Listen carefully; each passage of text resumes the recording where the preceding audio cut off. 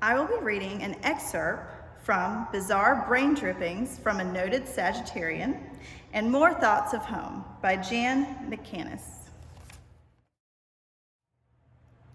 I wonder just how old the battle of the sexes is.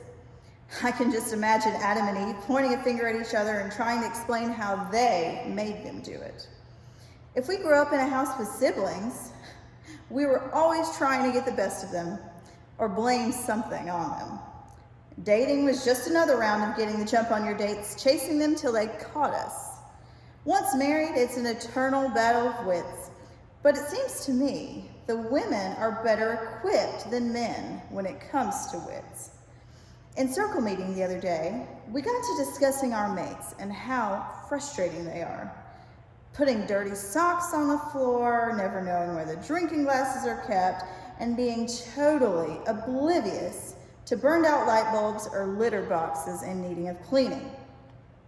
Why is it that a man can lay on the sofa sound asleep, yet be aware of the first down on a muted television? Let the garbage start overflowing, and he hasn't got a clue. Do you think it's a genetic defect, or possibly a lack of training, or perhaps an environmental issue? All I know is it's frustrating. And it seems to get to the acute stage when a man hits retirement. They seem to feel that since they've gotten up every morning for 30 years or so, they are now entitled to become totally obtuse. These good church friends of mine are all expounding on the virtues of their men and trying to outdo each other with their husbands' accomplishments, yet at the same time exchanging horror stories of the slothfulness on the part of their mates. Mine won't pick up his dirty clothes, one said. My husband has forgotten where I kept the dishes, another wife chimed in. I haven't seen mine clean shaven in days, said another. It would appear that when men retire, they can retire, but women simply take their time going about the same chores they've always had. It's been my contention that if men could suffer just one labor pain, we'd reach a zero-growth population immediately. And if they could somehow endure a hot flash, I'd die a happy woman. Well, giving credit where credit is due, my spouse decided the other day that after I had been rising at 5 a.m. every day for 35 years while he worked, he would prepare breakfast for me. Oh, just stay in bed, he said. I'll do it all. It seemed like only minutes when he hollered out to me from the kitchen, Where do we keep the frying pan? In the stove, I answered. Top or bottom, he wanted to know. It was at this point that I thought maybe it would pay me to get up and see what he was up to.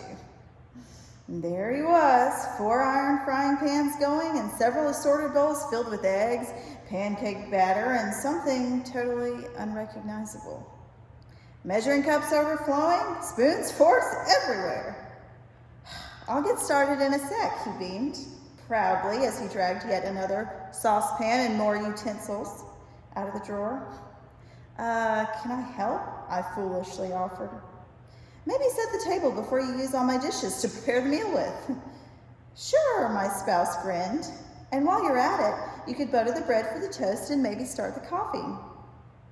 Oh, and since you know where everything is, maybe you'd prefer to get the syrup and preserves out too, and how about digging out a hot pad for me? Well, I have to admit, the breakfast was good, and thank goodness I have a dishwasher, or I'd still be soaking that mess from all those pots and pans. Later, he wanted to know how his breakfast had turned out.